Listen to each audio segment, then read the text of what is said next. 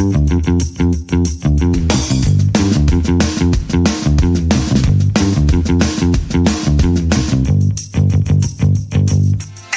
to Weekly Grooves. My name is Tim Houlihan.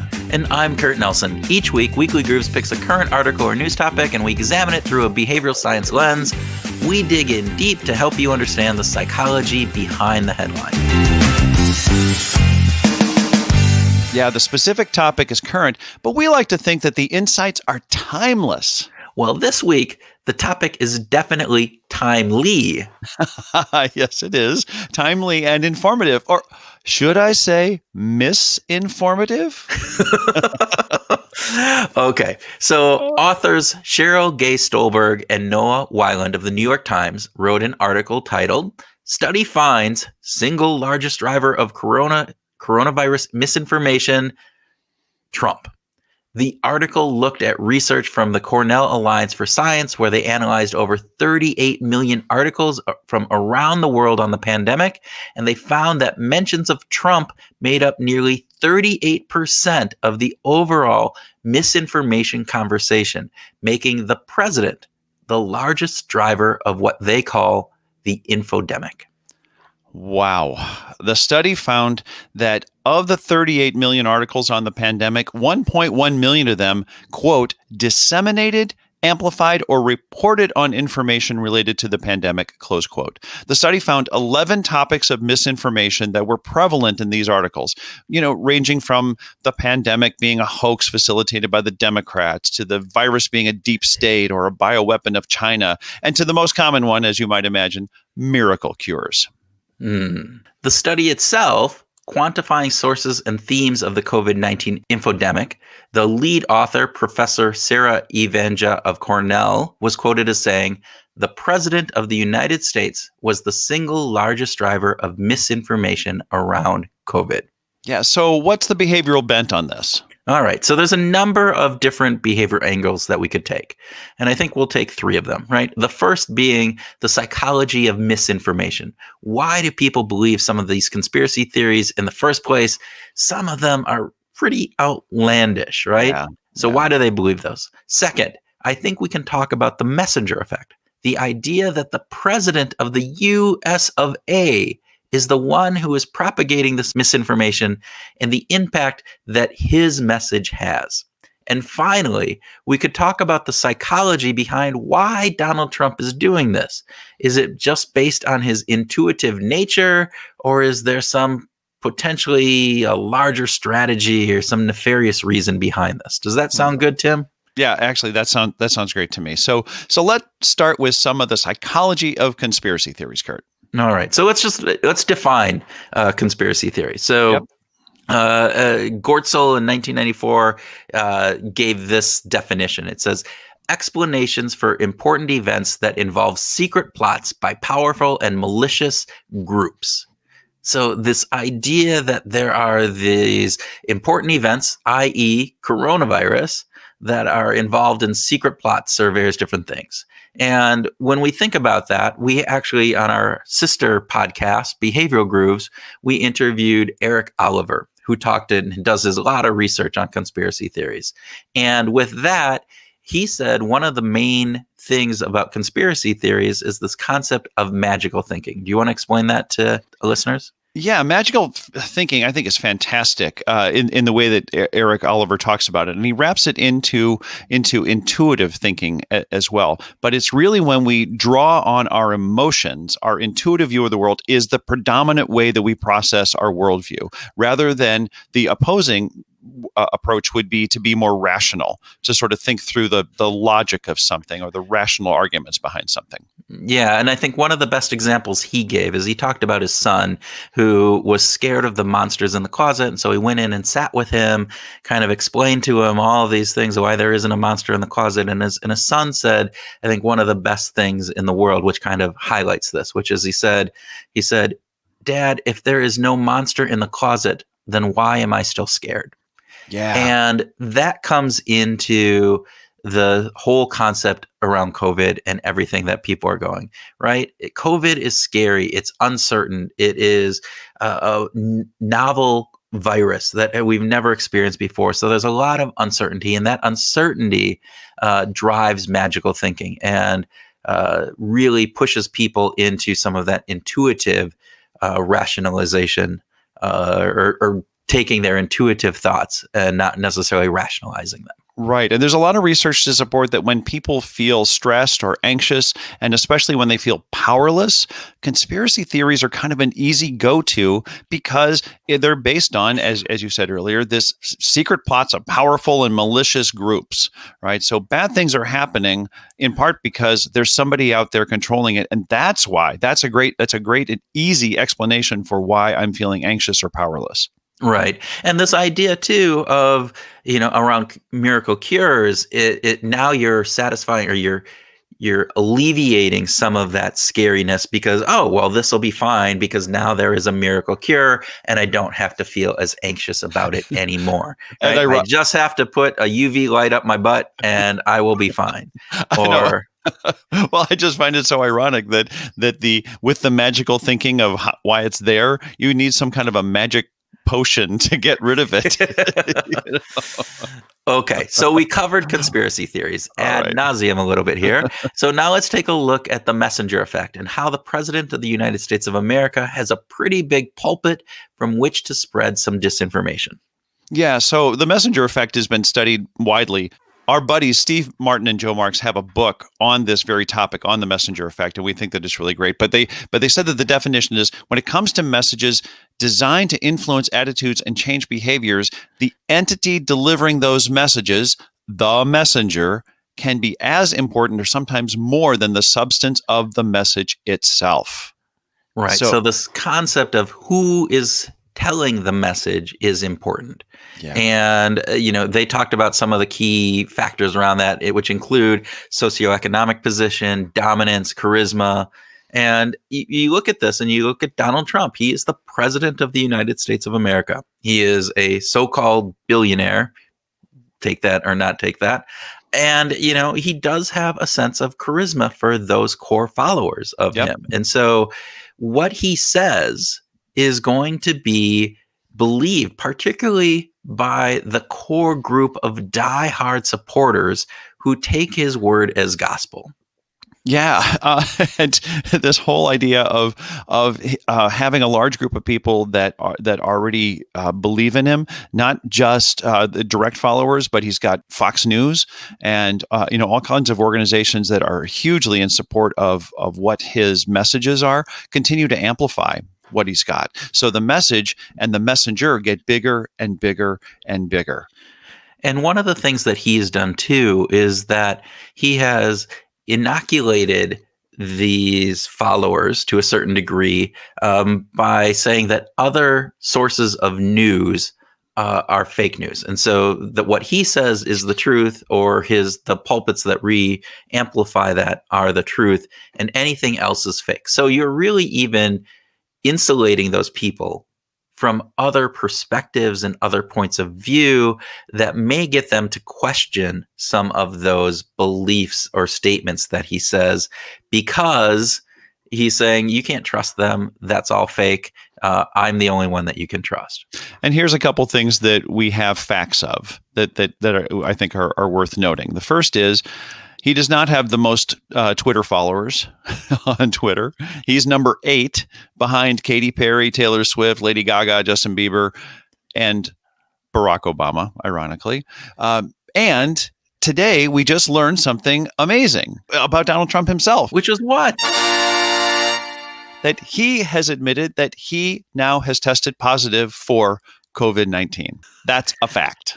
That is a fact. And it's interesting because when you think about this, he had this pulpit where he was talking, he had daily briefings on COVID-19 at the beginning of the pandemic.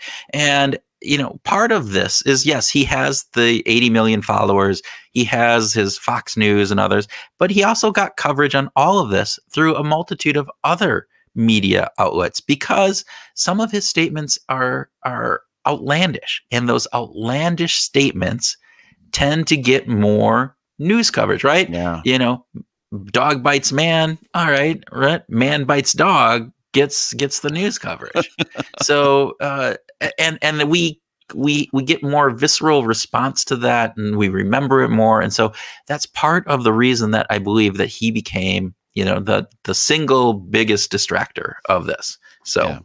Okay, so we've covered the fact that Donald Trump's messages get amplified and believed, right? More so than basically any other person in the world, and which is probably one of the reasons why he is the single biggest driver of misinformation around COVID-19.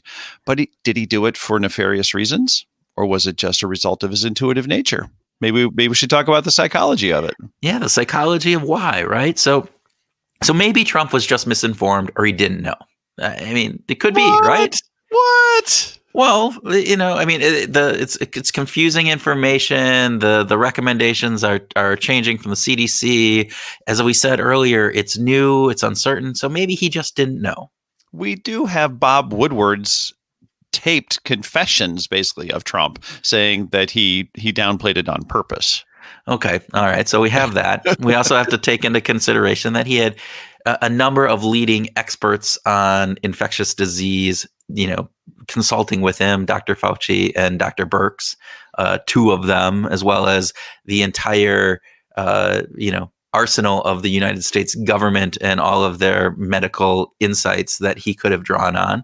Yeah. But at the same time, he was going on he was in that news conference where he was really big on hydroxychloroquine and saying, that he did the regimen for 14 days and it's a miracle cure, and basically recommended everybody get it.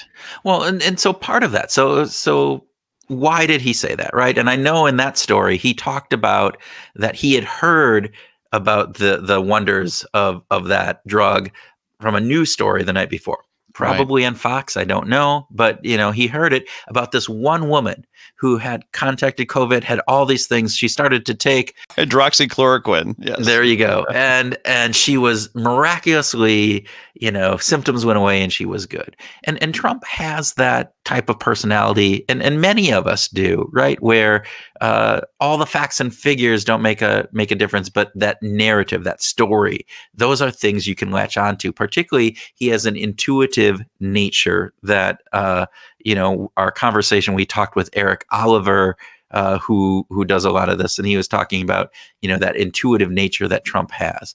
But there are other things. He touted oleander, and being from Minnesota, the founder of My Pillow, who's a big Trump supporter, was one who pushed this, and so he got that information from him. He also talked about disinfectant and bleach and UV light and a number of different things that threw out, in which he says, "Oh, I was just being sarcastic."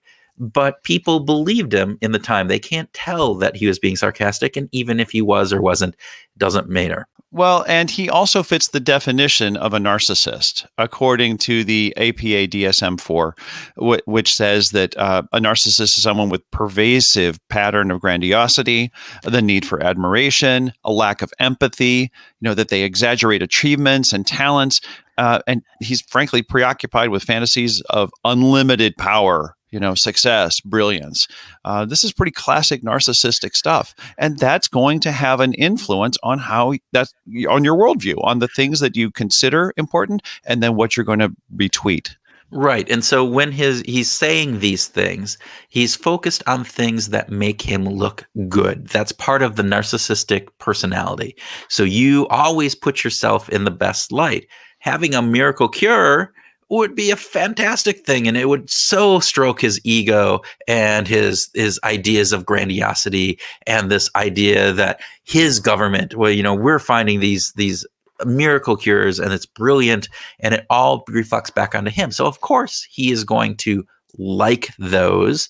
And the other part is that within that, right, truth and lies intermix. He can't necessarily tell the difference, because what he's looking for is things that make him look good. And it doesn't matter if it's a truth. It doesn't matter if it's a lie. Right. That's part of that personality, that they are saying things to get others to admire them and praise them and give them the accolades that they so desire. Yeah. Ironically, I was watching a Saturday Night Live from the early 1980s. So many, many years ago, right? And guess who is mentioned in the Weekend Update portion of the SNL? But Donald Trump, and it's referring to his incredible narcissism. So this isn't something new. This is something that we have a lot of history in. But you wonder right now if part of his motivation is just to get reelected. And to really just charge up his base. Right. Give his base hope, right? Yeah. I'm the only one who's going to be able to deliver this. Nobody else is giving you these cures. They're not even exploring them.